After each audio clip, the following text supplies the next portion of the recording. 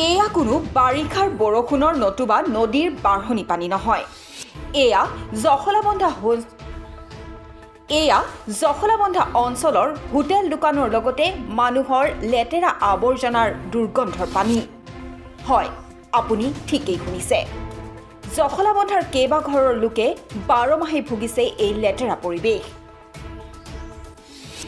সমগ্ৰ জখলাবন্ধাৰ হোটেলৰ পানীৰ লগতে কাষৰ মানুহৰ ঘৰৰ লেতেৰা পানীৰে পাকঘৰ শোৱা কোঠালি ভৰি পৰিছে, যাৰ ফলত নিজৰ ঘৰ থাকিও অঞ্চলবাসীয়ে ল'ব লগা হৈছে ভাড়াঘৰ।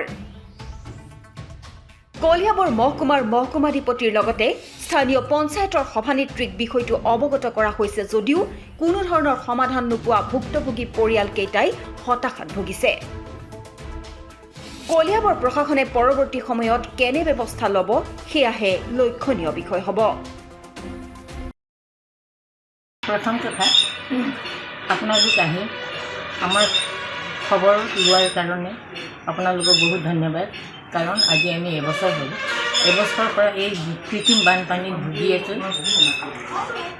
নিজৰ ঘৰ বাৰী থকাৰ স্বত্বেও আমি ভাড়াঘৰ লৈ পেলাই আমাৰ মানুহখিনি থ'বলগীয়া হৈছে। আৰু বেমাৰী মানুহ, আমাৰ ইয়াত বেমাৰী মানুহ আছে, কিছুমান হাৰ্টৰ পেচেণ্ট আছে, কিছুমান খোজকাঢ়িবই নোৱাৰি। তেনেকুৱা ধৰণৰ মানুহক আমি মানে অসুবিধাত আমি লৈ গৈছোঁ। তেওঁলোকক গোটেইখিনি বাহিৰত ৰাখিছোঁ। আমি যিখিনি মানুহ ইয়াত বাচি আছোঁ, এইখিনিও আমি বেমাৰ হ'ম।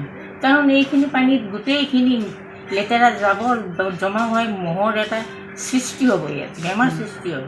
গতিকে গোটেইটো পৰিৱেশ আমাৰ নষ্ট হৈ যাব।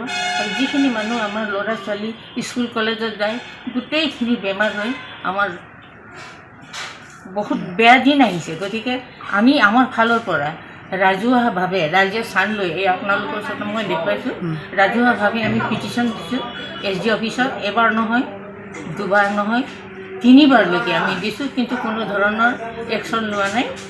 আৰু লগতে আমি আমাৰ ইয়াত গাঁও পঞ্চায়ত আছে, গাঁও পঞ্চায়ততো আমি পিটিশ্যন দিছোঁ। তেখেতসকলো ইয়াত কোনো ধৰণৰ এইবিলাক আহি চাই ইয়াত তেওঁলোকে একশ্যন লোৱা নাই। কলিয়াবৰৰ পৰা প্ৰাৰ্থপ্ৰতিম হাজৰিকাৰ ৰিপৰ্ট, অসম আদিত্য।